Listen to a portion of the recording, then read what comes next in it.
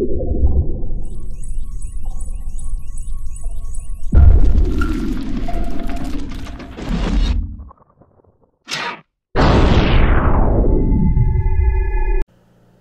today's video, we're going to be talking about parallel circuits. After watching this video, you should be able to calculate the current, resistance, and voltage drops at different parts in a parallel circuit. You also should be able to, at this point, really be able to make some strong comparisons between series and parallel circuits because we've talked a lot about series circuits and we've had a little bit of discussion about parallel circuits. So especially once you're done with this video, you should be able to do a pretty good job of comparing and contrasting what's different about each of these types of circuits. Let's get right to it.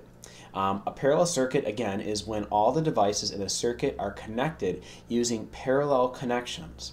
In a parallel circuit, there are multiple pathways by which charge can transverse the external circuit. Okay, so just remember, not every charge has to follow the same path in a parallel circuit. There's alternate routes to take for a parallel circuit. The resistance in a parallel circuit I think is kind of interesting because as you add more resistance to a parallel circuit, the result is that there is less overall total resistance. So I'm just going to read that again. Adding more resistors to a parallel circuit will actually result in less total overall resistance, which seems counterintuitive.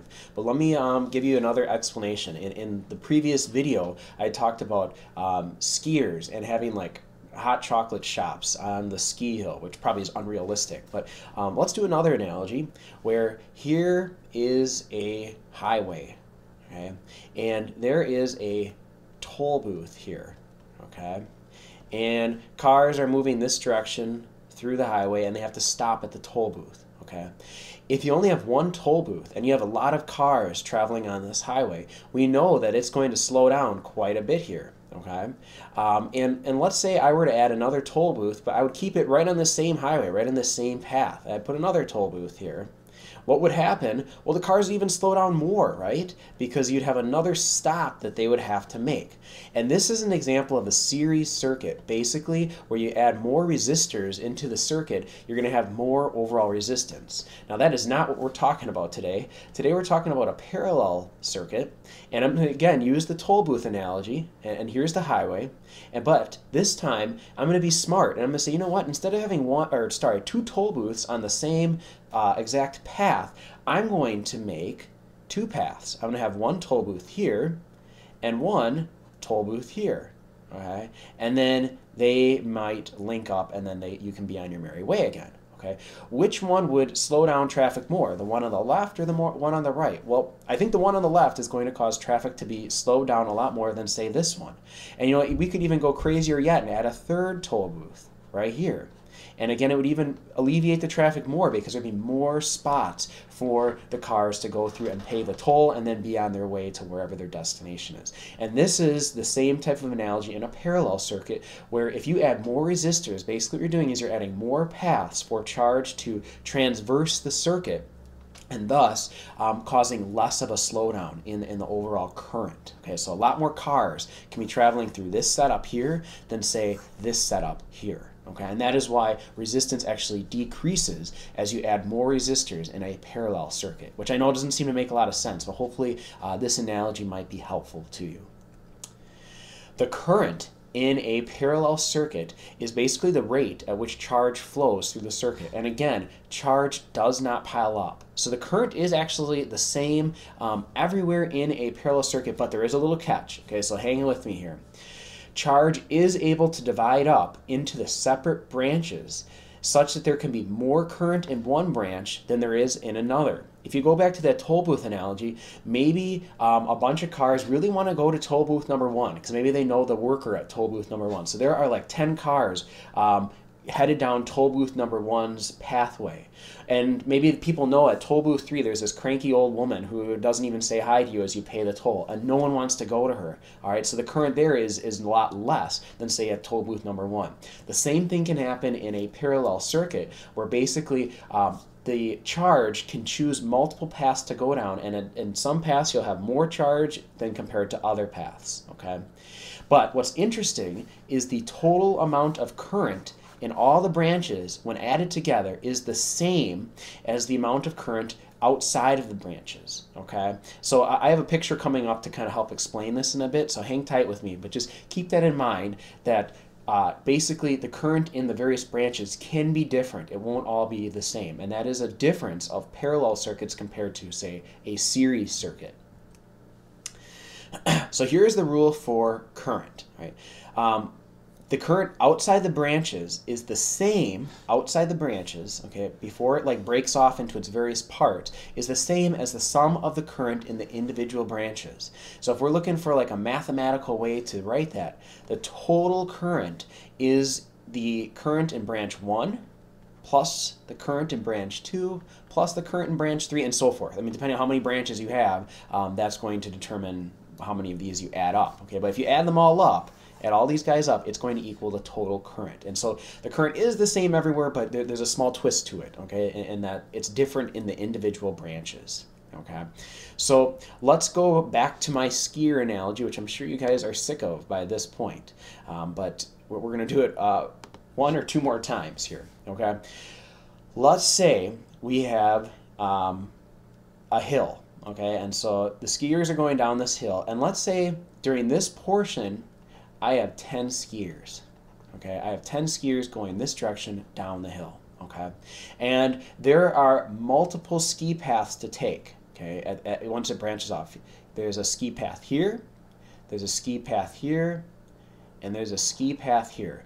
And we could say like this one's for advanced, the middle one's for like middle or intermediate level people, and then this one's for beginners, okay? And so you take whatever path you feel comfortable with as a skier, and then they all come back together to eventually then go back up to the ski lift and then repeat the pattern, okay? So I have 10 skiers right here. What I'm saying is the current could be different in each of these different branches. Okay, let me just change colors here. So let's say of these 10 skiers, 6 of them feel like they are advanced, okay? And so 6 skiers go down this path here, okay? Whereas only 1 skier feels confident enough to do the intermediate, and so that's 6 plus 1 out of the 10, so I would have 3 more skiers here who would be doing the beginner level. Okay, and so these guys will be going this way, these are this way, so they'll all be going down, but notice the current or the amount of skiers traveling a path is different at these various branches, okay? So if we were to go back to that formula, I total equals I1 plus I2 plus I3. This path here we'll call 1, this path here we'll call 2, and this path here we'll call 3. The total number of skiers out today is 10. Okay, so I'd have 10 equals 1, which is 6, plus the second path, which there's only 1 skier in it, and then the third path, which there are 3 skiers in. Does 6 plus 1 plus 3 equal 10? It does, okay? So 10 equals 10. And so when they all come out, there's going to be 10 skiers after they've gone through their branches. And that's exactly what happens in a parallel circuit. You'll have a high amount of current, say, in this path, whereas you'll have a low amount of current in this path. In series circuits, we had a formula for calculating the equivalent resistance, okay? And there's another formula for parallel circuits, and here it is in all its glory. The equivalent resistance of a circuit is the amount of resistance that a single resistor would need in order to equal the overall effect of the collection of resistors that are present in a circuit. And that seems like a mouthful, but basically what you're doing is you're breaking the circuit down. If you have, say, 3 resistors in it, you're going to break those 3 resistors down into just pretending that it's just one resistor. What would it be like if we took those 3 resistors and made it just one resistor, okay? And this is the formula for it, where, that's a horrible color. Let me change colors here real quickly. Where 1 over R equivalent, or the equivalent resistance, equals 1 over R1, or the first resistor, or plus 1 over R2, or the second resistor, plus 1 over R3, which is the third resistor, and so forth. No matter how many resistors you have, you just keep doing that, and then you can actually figure out the equivalent resistance. So I have an example problem to show you how to basically use this equation coming up. So here we have 3 12-ohm resistors, and they are all placed in parallel with each other. Okay, I'm wondering, what would the equivalent resistance be? What would R equivalent be? Okay, so I'm going to use that formula from the previous slide, where R equivalent equals 1 over R1 plus 1 over R2 plus 1 over R3. Okay, so all of them are 12, so that kind of makes things nice. So I'm going to have R equivalent equals 1 over 12 plus 1 over 12 plus 1 over 12. Okay, and if you do this math problem, what you get is R equivalent. I'm sorry, I made a huge mistake here. This is 1 over R equivalent. My fault. That is exactly what I was going to talk to you guys about, was making sure you don't do that. So don't do exactly what I just did. If you take this math problem, you do 1 over 12 plus 1 over 12 plus 1 over 12, you would get 0.25. And what I was going to say is, a lot of times people think they're done at this point. They're like, oh, 0.25 ohms, that's the resistance. That is not the answer. This you need to basically take the reciprocal of, and you need to take 1 divided by 0.25. And if you do that, you would find that that gets you 4 ohms. That is the equivalent resistance. And what that number really is saying is, if we took these 12 ohm resistors that are in parallel with each other and just made it 1, it would be the equivalent of having 1 4 ohm resistor in this circuit. Okay, and that sometimes is hard to wrap your mind around, but with practice, it's not so bad. In a parallel circuit, just like in a series circuit, there is voltage drops, which basically is a loss of energy. But since charge does not pass through every resistor, rather it can just pass through, say, a single resistor, the entire voltage drop that that resistor experiences must match the battery's voltage. Okay, so the voltage drop across the resistor that the charge chooses to pass must equal the voltage of the battery. Okay, so the voltage of the battery, let's say you have a 12 volt battery, that would equal the voltage drop at, say, resistor 1, which would be 12 volts, or at resistor 2, which would be 12 volts, or at resistor 3, which would be 12 volts. Okay, so the voltage drop is the same everywhere through a parallel circuit at the resistor.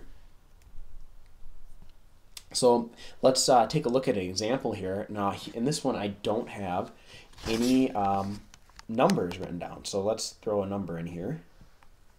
And let's pretend that this is a 12 volt battery. Okay, and here we have our 3 resistors in parallel. Okay, what I'm saying is, if a charge goes through this circuit, and let's say it chooses path C, once it hits resistor 1, you are going to have a 12 volt drop. And the reason why is because when this charge comes back to the battery, it must be at 0 volts to basically get that electric potential back from the battery to then repeat the circuit again.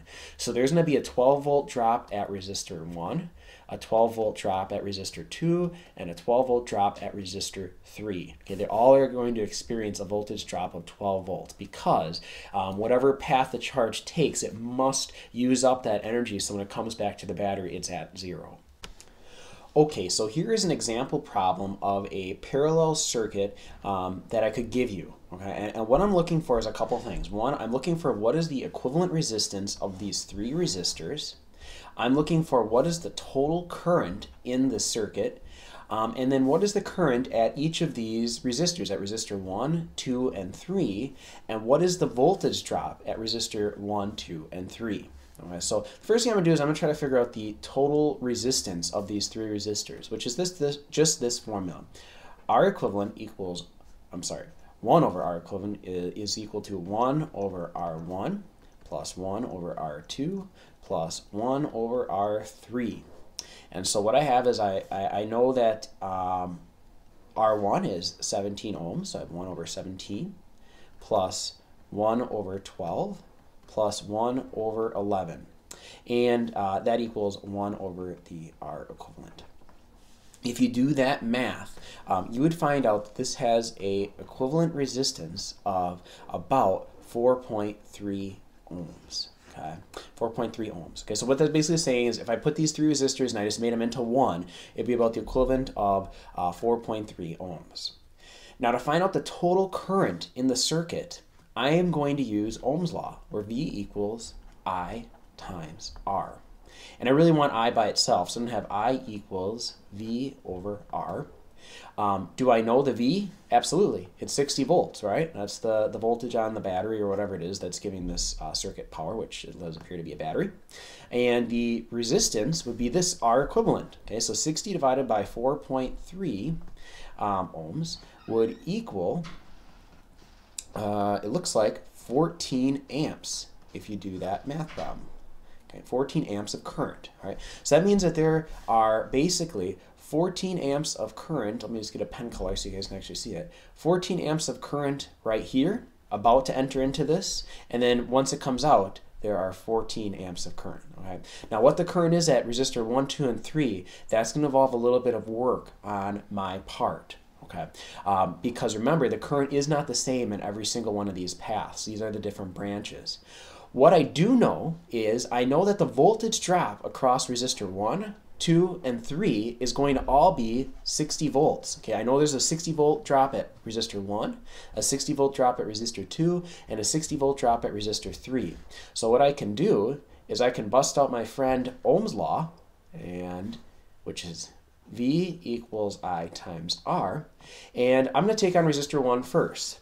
At resistor 1, I have a current of, I don't know, okay, that's what I want to find out. The resistance is 17 ohms, that's supposed to be a 17, sorry about that, 17 ohms, and the voltage drop is 60 volts. Okay, so if I plug this into Ohm's law, where I equals V over R, I would have 60 divided by 17. And if you do the 60 divided by 17, this would get you 3.5 amps. Okay, and that gets me resistor 1. Okay, that's the current here at resistor 1. Now I'm wondering what the current here is at resistor 2. So I'm going to do the same exact procedure at resistor 2. I don't know the current. I know the resistance there is 12 ohms, and the voltage drop is 60 volts.